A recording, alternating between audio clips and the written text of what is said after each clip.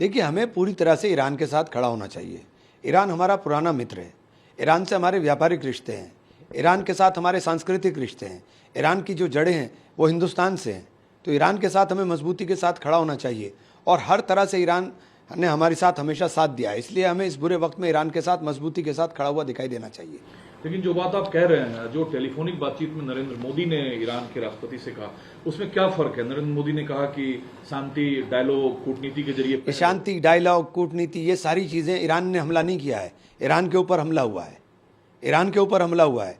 जब ईरान ने कहा कि मेरे जो न्यूक्लियर प्रोग्राम है वो सारे अंतर्राष्ट्रीय एजेंसी की निगरानी के अंदर है, आप आकर के जांच कर लें, उसने जांच भी कराने की बात करी, उसके बाद भी उसके ऊपर हमला किया जा रहा है।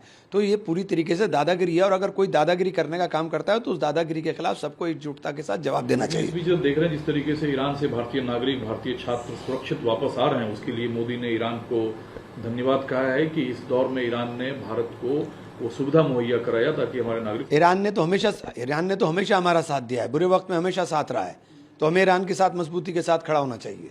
लेकिन रिपोर्ट ये भी आ रही है कि पाकिस्तान जो है वो अमेरिका को, ऐसी रिपोर्ट मिडिल ईस्ट से है कि एयर स्पेस दिया पाकिस्तान। अगर ये बात सच है, क्योंकि पाकिस्तान से आप कुछ भी उम्मीद कर सकते हैं, पाकिस्तान किसी का दोस्त नहीं है। लेकिन सर, आपको कथनी और करनी में फर्क, पाकिस्तान कह कुछ रहा है, कर कुछ रहा है। मैं कहता रहा हूँ, मैं तो पहले दिन से कहता हूँ धूर्त हैं, तो कोई नई बात तो नहीं है ना। दूसरा, जो अबू आजमी ने भारतीय खून है और उसने जिस तरीके से इजराइल को ललकारा है, इससे भारत को या उनको प्राउड फील हो रहा है। हाँ, तो सही बात तो है। हमारे बाराबंकी के पास ही गांव है, बाराबंकी वहीं से तो इनके आबा अजदाद हैं, इनके पुरखे वहीं से गए हैं। इस बात को आप एडमिट कर रहे हैं कि वो यहाँ से गए हैं? हाँ, बता रहे हैं, सब मीडिया के अंदर सारी रिपोर्ट्स हैं, अखबारों के अंदर हैं, लोग गांव वाले बोल रहे हैं, तो यही बात है। और इस बीच चूंकि आप एलाई पार्टनर हैं, कैसे देखते हैं? गद्दारों को क्या साथ रखना चाहिए? गद्दारों को भारी किया जाता है। जब हमारे डेलीगेट्स मेंबर दुनिया भर से ये कहकर आया कि पाकिस्तान ने अटैक किया था, अब एनआईए ने जो गिरफ्तारी की शेल्टर देने के लिए 2 लोगों को कश्मीर में, उसके हवाले से ये जानकारी है कि सभी आतंकवादी पाकिस्तान के थे।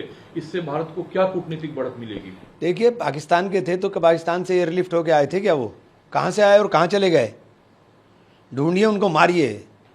बेकार की बातें करने से कोई फायदा नहीं है, उनको ढूंढिए और मारिए। आप बीजेपी की आलोचना करते हैं कि नरेंद्र मोदी सरेंडर मोदी है। आज निशिकांत दुबे ने कहा कि इंदिरा गांधी ने शिमला एग्रीमेंट क्या अमेरिका के दबाव में किया था? शिमला एग्रीमेंट में तो पाकिस्तान को बांध दिया था। आपने क्या किया? इंदिरा गांधी का मुकाबला करेंगे आप? इंदिरा गांधी ने 2 टुकड़े कर दिए थे पाकिस्तान के। निक्सन ने जंगी बेड़ा भेजा था, जंगी बेड़े को उन्होंने नकार करके कहा था कि मैं अपने उसके ऊपर रहूंगी, और उन्होंने 2 टुकड़े करके हाथ में दे दिया था। आपने क्या किया?